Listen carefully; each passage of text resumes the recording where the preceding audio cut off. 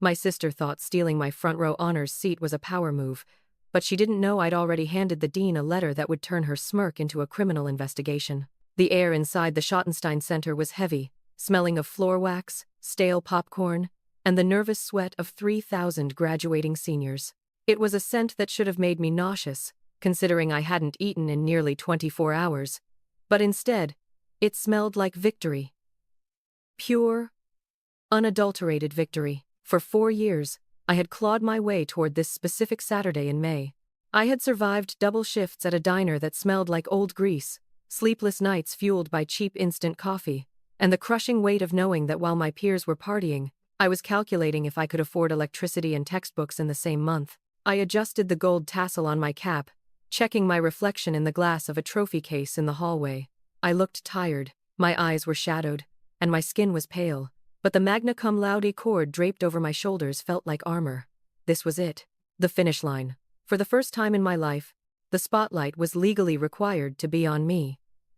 There was no way my parents could twist this into a celebration of my older sister, Caroline. There was no way they could make this about her potential, or her sensitive spirit, or whatever buzzword they were using to excuse her unemployment this week. I took a deep breath, trying to calm the tremor in my hands. I needed this day to go perfectly. I needed to walk across that stage, shake Dean Whitmore's hand, and know that I had done it alone. Well, mostly alone. My mind flickered to the envelope I had slid across the mahogany desk in Page Hall 2 weeks ago. Dean Whitmore, a man with eyebrows like thunderclouds and a reputation for terrifying freshmen, had looked at me with confusion when I handed it to him. "For your eyes only, sir," I had said, my voice barely a whisper. "Before graduation begins." I pushed the thought away. I couldn't think about the letter now. If I thought about what was inside it, I would vomit. Instead, I focused on finding my seat. Because of my GPA, I had been assigned a prime spot, front row, center, right next to the aisle where the faculty procession would pass. It was a seat reserved for the best of the best, a seat that screamed, "I worked harder than you." I turned the corner into the main arena floor, the hum of the crowd rising to a roar. Families were waving signs, air horns were blasting, and the sea of black robes was shifting as students found their places. I scanned the front row, counting the chairs. 1, 2, 3, there. I stopped dead. The blood in my veins turned to ice water. My seat wasn't empty. Someone was sitting there. Someone wearing a short, glittery, champagne-colored dress that was definitely not academic regalia. She had her legs crossed at the knee, one foot bouncing rhythmically, looking at her phone with a bored expression. It was Caroline. My breath hitched in a painful gasp. She wasn't even graduating. She had dropped out of community college 3 years ago because the professors didn't get her learning style, which was my parents' code for Caroline, refused to turn in assignments. Yet, there she was, sitting in the seat marked Riley Donovan, looking like she was waiting for bottle service at a club rather than a commencement ceremony. I marched forward, the friction of my gown swishing angrily around my ankles. My parents were hovering nearby in the aisle, my father adjusting his tie and my mother fussing with the hem of Caroline's dress. "What is going on?" I asked, my voice tighter than I intended. My mother looked up, her expression shifting from doting to annoyed in a nanosecond. It was a look I knew well. It was the look she gave me when I asked for money for a field trip, or when I showed her a report card with straight A's, while Caroline was sobbing over a breakup. "Oh, Riley, there you are," Mom said, waving a hand dismissively. "Don't make a fuss. Caroline is just going to sit here for the ceremony." I stared at her, my brain struggling to process the sheer audacity. "What? Mom? This is the graduates section. This is my seat. It's assigned. My name is literally on the card taped to the chair." I pointed to the card right next to Caroline's hip.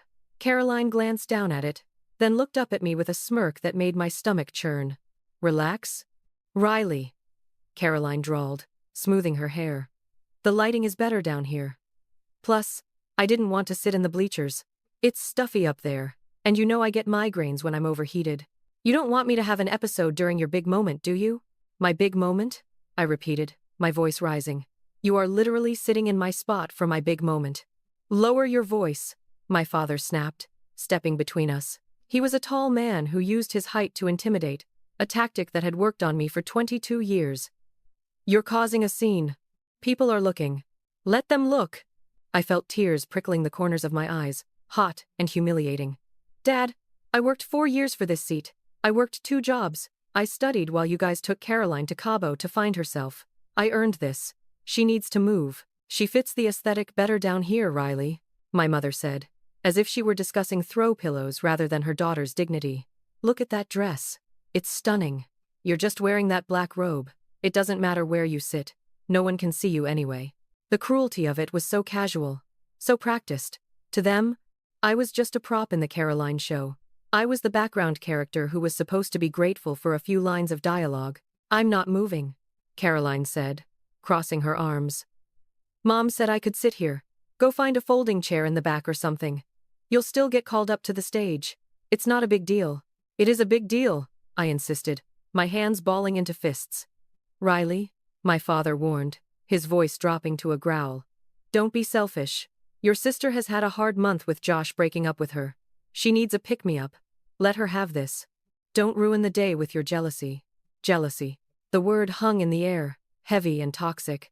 They thought I was jealous. They thought I wanted to be Caroline, spoiled, aimless, and cruel. They had no idea. I didn't want to be her. I wanted justice.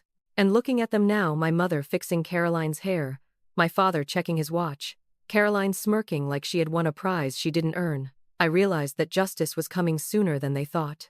I looked at the stage. Dean Whitmore was walking up the steps to the podium. He adjusted the microphone, the sound booming through the arena, silencing the crowd. He looked serious. He looked like a man on a mission. I looked back at my family. They were so confident in their power over me. They thought this was just another Tuesday where Riley folds and Caroline takes. Fine, I said, my voice suddenly calm, terrifyingly calm. My mother let out a relieved sigh. See? Was that so hard? You're such a good girl, Riley. Always so adaptable. I'll find another seat, I said, stepping back. Good choice, Caroline chirped, pulling out her phone to take a selfie in the honor seat. You're the best, Riles. I turned and walked away, moving toward the side of the stage where the other honor students were looking at me with confusion and pity. But I didn't need their pity.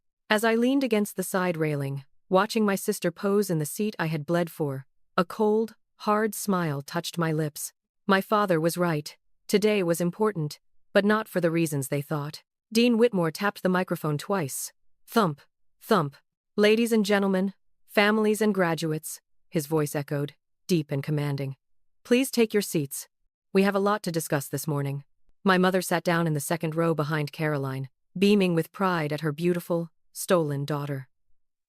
Caroline waved at a friend, glowing in the spotlight that wasn't hers. I crossed my arms and waited.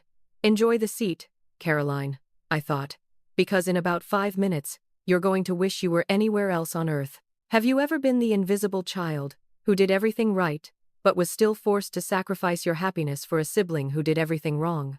If reading this made your blood boil because you know exactly what it feels like to have your hard work handed to someone else, you need to smash that like button right now. Don't just scroll past subscribe and turn on notifications because I am about to expose every toxic secret this family has, and I want you to drop a comment below. Where are you watching from? And have you ever had a family member steal your spotlight? Let's talk about it in the comments. The silence that fell over the arena was gradual, like a wave receding from the shore. Usually, commencement speeches began with generic jokes about coffee consumption and future endeavors, but Dean Whitmore didn't hold any note cards. He stood behind the podium, gripping the edges of the wood so tightly his knuckles were white. He wasn't looking at the teleprompter. He was looking directly at the front row. From my vantage point against the wall, I watched my family. My mother was currently leaning forward, whispering something into Caroline's ear, likely telling her to sit up straighter for the cameras. Caroline nodded absently, adjusting the neckline of her dress, completely oblivious to the fact that the dean of the university was staring a hole through her forehead. She probably thought he was admiring her outfit. That was the thing about Caroline. She moved through the world assuming she was the main character, and everyone else was just an extra. Graduates, families, and faculty. Dean Whitmore began, his voice booming without the warmth usually reserved for these moments. We gather here to celebrate achievement. But a degree from this institution is not just a piece of paper. It is a testament to character. It is a vow of integrity. He paused. The air in the room shifted. It grew thinner, sharper. Integrity, he repeated. The word, hanging heavy in the recycled air. It is doing the right thing when no one is watching. Conversely, corruption is assuming you will never be caught. My father shifted in his seat, crossing his legs. I saw him check his watch again. He was bored. He wanted the pomp and circumstance to be over so he could take Caroline to a celebratory dinner and ignore me for the rest of the weekend. He had no idea that the corruption the dean was speaking of was sitting right in front of him, wearing a glittery dress and stolen honor. I felt a vibration in my pocket. My phone. I ignored it. My eyes were glued to the stage. Dean Whitmore reached into the inside pocket of his academic robe. My heart slammed against my ribs. I stopped breathing. He pulled out a white envelope. My white envelope. 2 weeks ago, the dean continued, holding the letter up for the stadium to see. I received correspondence regarding a student in our honors program. The contents of this letter were disturbing. They detailed a systematic manipulation of university resources, state funds, and federal aid. A ripple of whispers rolled through the arena. People shifted, craning their necks. Usually these matters are handled quietly behind closed doors, Whitmore said, his voice dropping an octave, becoming dangerous. But the audacity of the individuals involved, and their presence in our front row today, demands a public accounting. My mother's smile faltered. She froze, her hand halfway to Caroline's shoulder. She looked around, confused, as if trying to gauge if this was part of the show. Caroline's face drained of color. She stopped bouncing her foot. She looked at the envelope in the dean's hand, and for the first time in her life, she looked small. We cannot confer degrees upon those who build their futures on the stolen labor of others, the dean said. And we certainly cannot allow a celebration to proceed while a crime is actively being committed in our seats of honor. He looked down at the paper in his hand, then back up. I am speaking of the financial aid records of Riley Donovan. The sound of my name over the speakers was like a gunshot. Every head in the front section turned. My father's head snapped up. My mother gasped, her hand flying to her mouth. And Caroline? Caroline stopped breathing. I pushed off the wall, standing tall. The game was over. The trial had begun. The name Riley Donovan echoed through the massive arena, bouncing off the rafters and settling like dust over the stunned crowd. For a heartbeat, nobody moved. It was as if the entire stadium had been paused by a remote control. My mother was the first to break the paralysis. She stood up abruptly, her handbag slipping from her lap and hitting the floor with a dull thud. She looked frantically toward the podium, then around at the crowd, her face a mask of indignation. "That's a mistake," she hissed, loud enough for the people in the surrounding rows to hear. She pointed a manicured finger at the stage. "He has the wrong name. It's a mistake." My father grabbed her wrist, yanking her back down. His face, usually pale and composed, was flushing a deep, alarming shade of crimson. "Sit down, Janet," he whispered harshly, though in the silence of the shock, his voice carried. "Don't make it worse." But Dean Whitmore wasn't finished. He didn't even look up from his papers. He just continued, his voice relentless, stripping away their facade layer by layer. "The university has been cooperating with state investigators regarding this matter," Whitmore announced. "It has come to our attention that for the past 4 years, federal and state financial aid packages were claimed and dispersed in Miss Donovan's name. These funds were approved based on tax filings, stating that the student resided at home and required zero contribution for living expenses." I watched my father's jaw lock. He stared straight ahead, refusing to make eye contact with anyone, but I could see a bead of sweat tracking down his temple. "However," the dean continued, looking up and scanning the front row until his eyes locked onto Caroline, "evidence provided to my office proves that the student was not supported by these funds. Instead, she was living independently, working multiple jobs to survive, while the dispersed aid totaling over $28,000 was diverted into a private joint account." A collective gasp ripped through the audience. $28,000. It was a staggering amount of money to steal from your own child. "Furthermore," Whitmore added, delivering the blow I had been waiting for, "forensic analysis of the digital documents shows that the student's electronic signature was forged on 13 separate occasions. The IP address for these forgeries has been traced directly to the device of a sibling residing in the home." Caroline flinched as if she'd been slapped. She gripped the arms of my honor seat so hard her knuckles turned white. She looked at our parents, her eyes wide with terror. "Mom?" she squeaked, her voice trembling. "Mom, what is he talking about?" "Shut up," my father hissed, staring daggers at the dean. The camera operators, realizing the drama unfolding, had zoomed in on the front row. Suddenly, my family's faces were projected onto the massive jumbotron hanging above the center of the arena. There was my mother, looking guilty and furious. There was my father, looking like a cornered animal. And there was Caroline, in her glittery dress, looking like a deer in headlights, sitting in a seat that the entire stadium now knew she had stolen from the victim of their crime. The student in question, the dean said, his voice softening just a fraction, is the rightful owner of the seat currently occupied by the individual in the champagne dress. Laughter, nervous, shocked, disbelief-filled laughter bubbled up from the student section. I pushed off the wall. My hands were no longer shaking. I felt light. I felt powerful. They had spent years telling me I was nothing, all while stealing everything I earned to fund their lifestyle. But the dean wasn't done. He turned a page in the file. But financial fraud is not the only issue we must address today, he said darkly. My mother's eyes widened. She grabbed my father's arm. They thought the money was the worst of it. They were wrong. Financial fraud, Dean Whitmore said, his voice slicing through the tension like a scalpel, is a crime of greed. But what I am about to describe is a crime of malice. He leaned over the podium, his gaze heavy and unforgiving. The jumbotron held the shot of my family, 3 deer caught in the headlights of their own destruction. My mother was gripping her purse like a shield. My father was staring at the floor, his face a mask of defeat. Caroline, however, looked ready to bolt. She was looking left and right, searching for an exit, but she was trapped in the front row, hemmed in by the honor students she had displaced. 3 weeks ago, the dean continued, the Office of Student Conduct received an anonymous dossier. It contained emails, chat logs, and essay drafts that ostensibly proved Riley Donovan had purchased her capstone thesis online. A low murmur of shock swept through the graduates. At a university like Ohio State, an accusation of plagiarism was a death sentence. It meant immediate expulsion. It meant the degree you worked 4 years for would vanish in an instant. If these documents had been authentic, Whitmore said, Miss Donovan would have been expelled immediately. Her scholarships would have been revoked retroactively. And, crucially for those involved, he paused, letting the implication hang. The tuition refund check for the current semester, amounting to several $1,000s, would have been mailed to the address on file. I felt a cold chill run down my spine, despite the heat of the arena. I knew they were greedy. I knew they felt entitled to my money. But I hadn't realized they were willing to burn my entire future just to cash out one last refund check before I left. They were willing to brand me a cheater for life just to buy Caroline another handbag or fund another spa weekend. We investigated, the dean said. We contacted the supposed essay mill. We analyzed the timestamps on the emails, and we found something interesting. He held up a second piece of paper. The emails were created using a generator. The timestamps were manipulated. The entire dossier was a fabrication. My mother closed her eyes. She knew what was coming.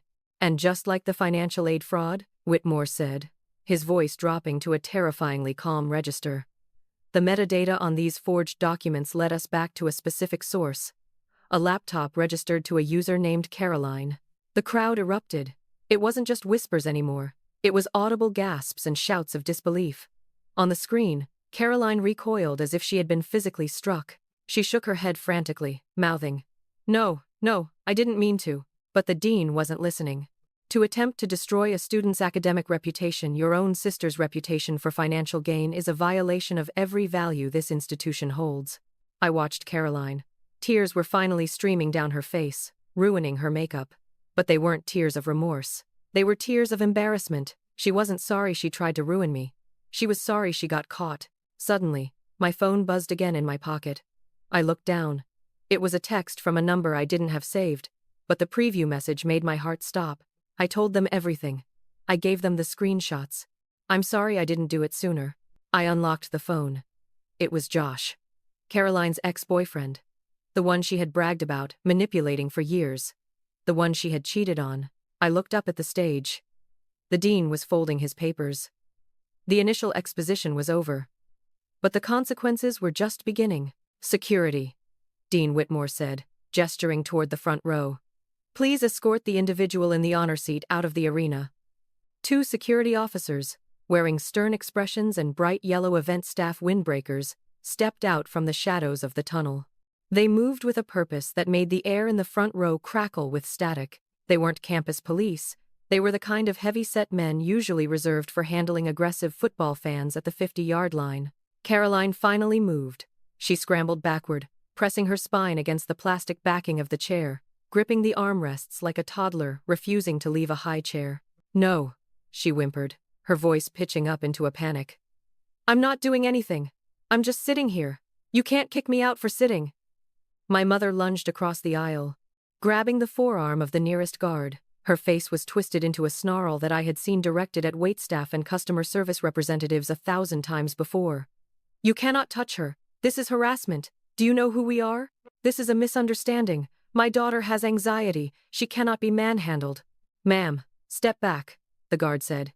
His voice was flat, professional, and completely uninterested in her outrage.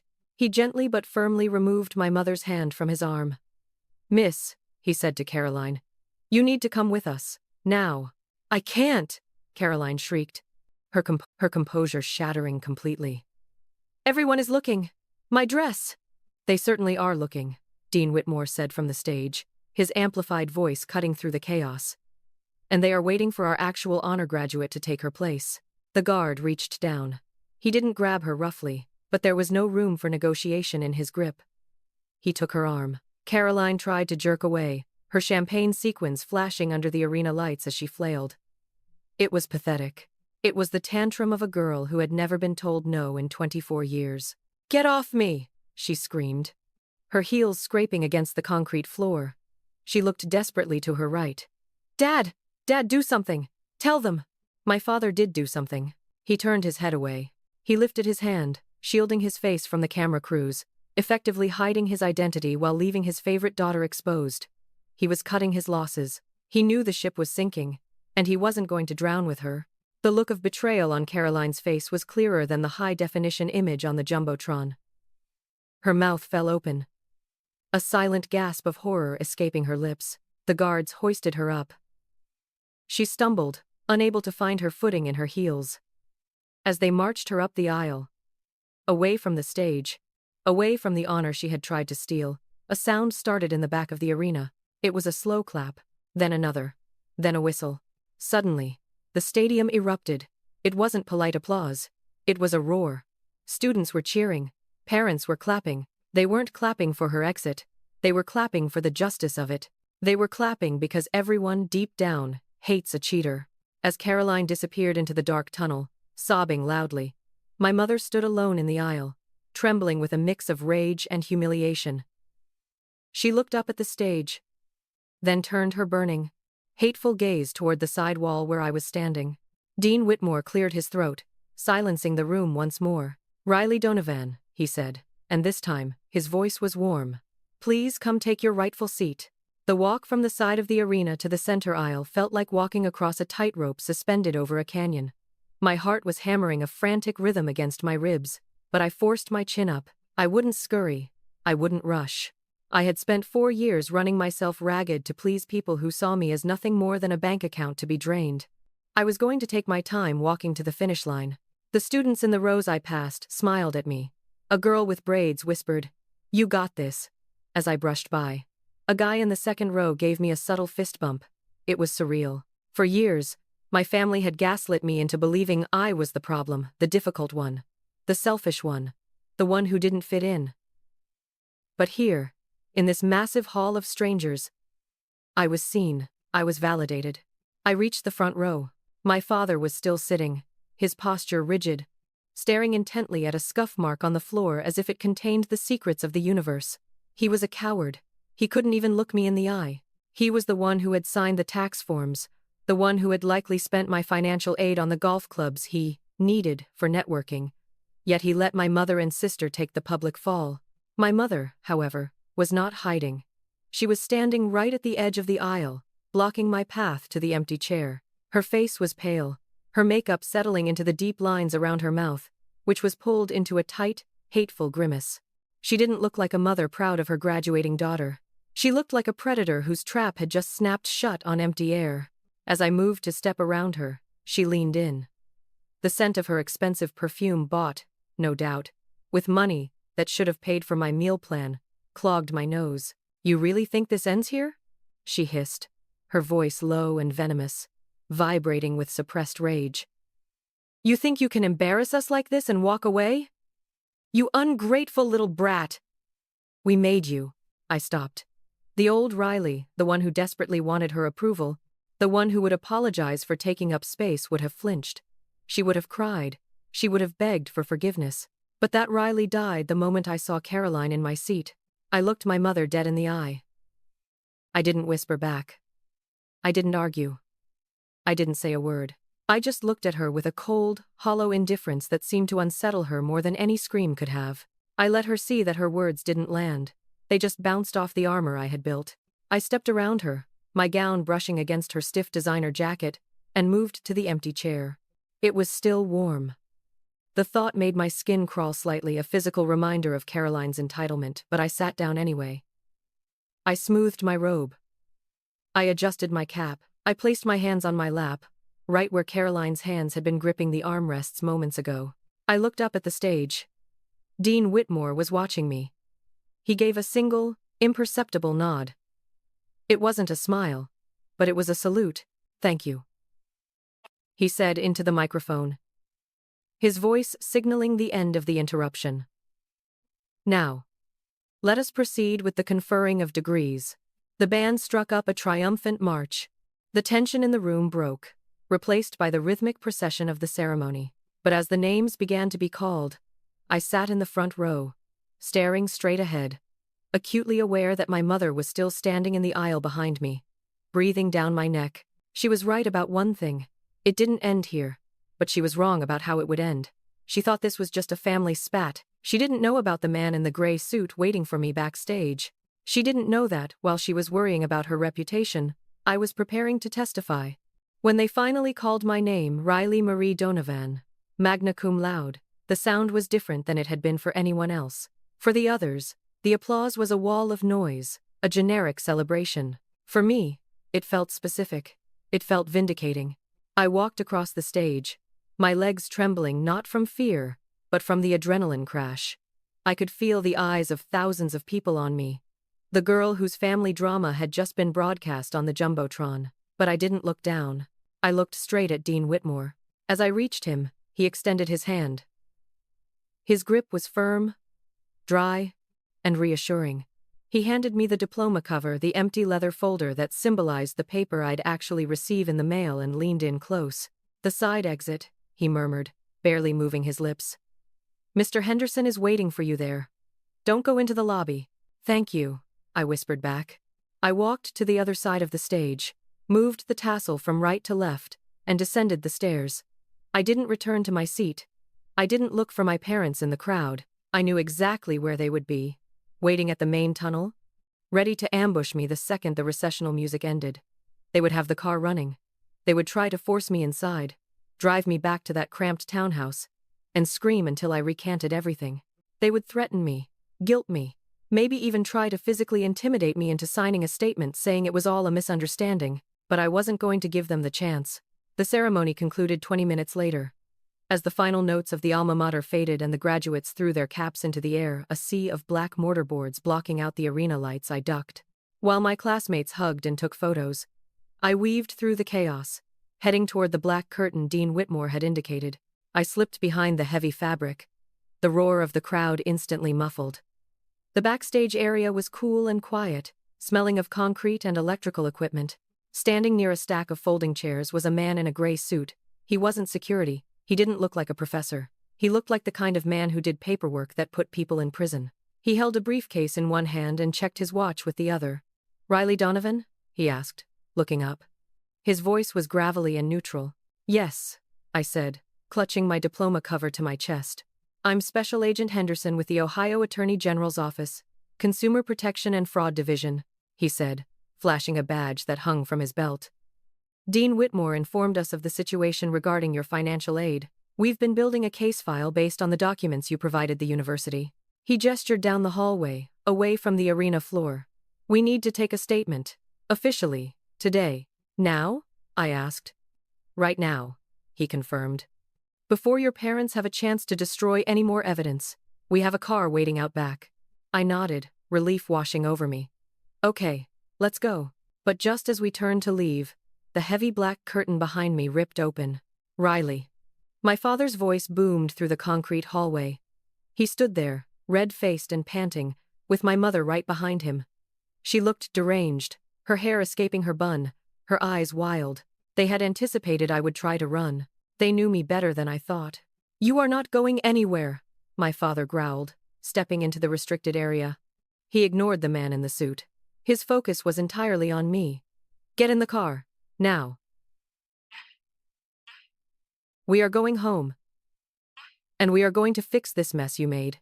"She's not going anywhere with you, Mr. Donovan," Agent Henderson said, stepping between us. My father sneered at him.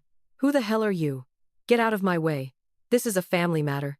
"Not anymore," Henderson said calmly. He reached into his jacket pocket, but instead of a weapon, he pulled out a folded paper. "It stopped being a family matter when you crossed the $10,000 threshold of state theft. Janet and Robert Donovan?" My mother froze. My father stopped mid-step.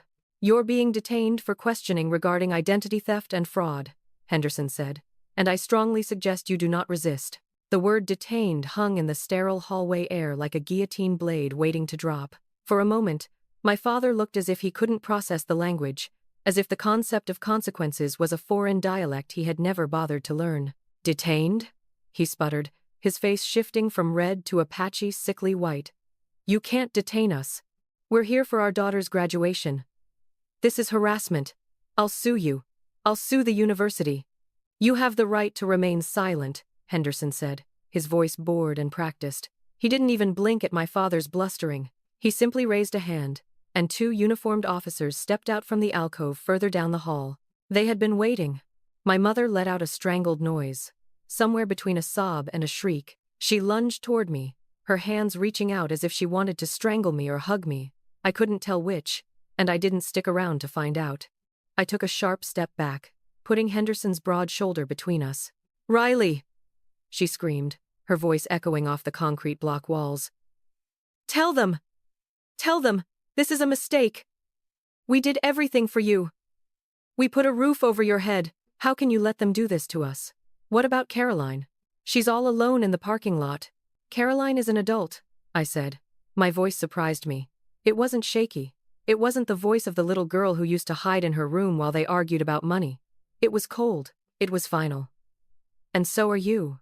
You knew what you were doing when you signed those forms." "We did it for the family," my father roared, as one of the uniformed officers grabbed his arm.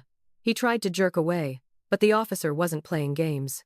He spun my father around and pushed him against the wall. The sound of handcuffs ratcheting shut was the loudest sound I had ever heard. Click, click, click. My mother collapsed. She didn't faint, she just crumpled, sinking to her knees in her expensive dress, sobbing hysterically. "My baby," she wailed, but she wasn't looking at me. She was looking at the floor, mourning the life she was losing. "We're going to lose the house. Robert, do something." "I can't believe you," my father spat over his shoulder as the officer hauled him upright. He looked at me with pure, unadulterated hatred. "You ungrateful, spiteful little—" "That's enough," Henderson cut in sharply. He nodded to the officers. "Take them to the squad cars out front. Separate vehicles." I watched as the people who had raised me, the people who were supposed to protect me but had instead preyed on me, were marched down the hallway. My mother was being half-carried, her heels dragging, while my father walked with his head down, finally silenced by the reality of the steel cuffs digging into his wrists. They turned the corner and disappeared. For the first time in my life, the silence that followed didn't feel lonely. It felt clean. Agent Henderson turned to me. His expression softened, just a fraction. He looked less like a Fed, and more like a father for a second. "You okay, kid?" he asked gently. I took a deep breath, inhaling the smell of dust and old concrete. It smelled like freedom. "I think so," I said. "I think I'm actually okay." "Good," he said, gesturing toward the back exit door where bright sunlight was spilling through. "Let's get you out of here. We have a lot of paperwork to go through, and I have a feeling your sister is going to be blowing up your phone any second." He pushed the door open. The warm May air hit my face. "Let her call," I said, stepping into the sun. "I'm not answering." The interrogation room wasn't like the ones in the movies. It was small, painted a depressing shade of beige, and smelled faintly of stale coffee and sanitizer. But to me, sitting there with a styrofoam cup of water in my hands. It felt like a sanctuary. Agent Henderson sat across from me, a thick file folder open between us. He had been typing on his laptop for the last 10 minutes while I sat in silence, processing the image of my father in handcuffs. "All right," Henderson said, finally closing the laptop. He leaned back in his chair, the springs creaking. "Here's the situation. With the evidence you provided, plus the testimony we've already secured from your sister's ex-boyfriend, Joshua, we have a slam-dunk case for identity theft, wire fraud, and grand larceny." He tapped the file. "Your parents were aggressive. They took out loans in your name that you didn't know about, Parent Plus loans, private loans, you name it. They funneled the refund checks into a joint account that only they accessed. They used your social security number to open 2 credit cards to build your credit, which they then maxed out and defaulted on." I felt sick. I knew about the financial aid checks. I didn't know about the credit cards. "How much?" I whispered. "Total liability?" Henderson grimaced. "Close to $60,000. I gasped, dropping my head into my hands. "I'm going to be paying this off until I die. I can't. I just graduated. I have nothing." "No," Henderson said sharply. "You won't be paying a dime." I looked up. "Because you reported it," he explained, his voice firm. "Because you cooperated and we can prove fraud, the debt isn't yours.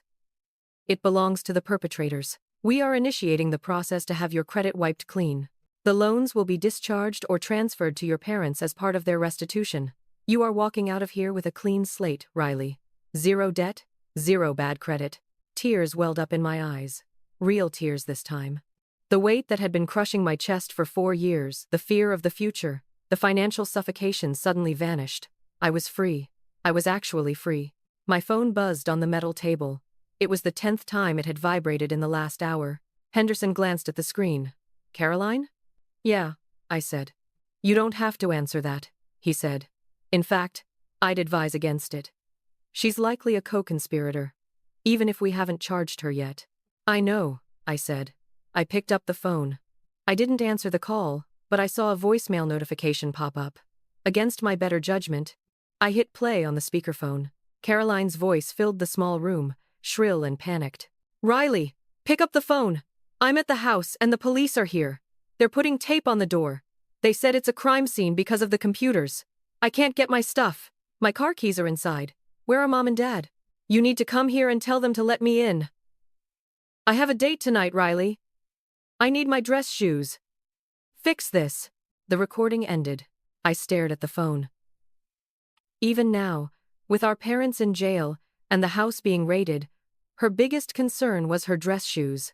She didn't ask if I was okay. She didn't ask about the charges. She just wanted me to come fix it, like I always did. "She really doesn't get it, does she?" Henderson asked, shaking his head. "No," I said softly. "She doesn't." I tapped the screen. Block caller. Then I opened my contacts list. I scrolled to Mom and Dad. Block. Block. I set the phone back down on the table. It was silent. "So," I said, looking at Henderson. "What happens now?" "Now?" Henderson stood up and offered me a hand.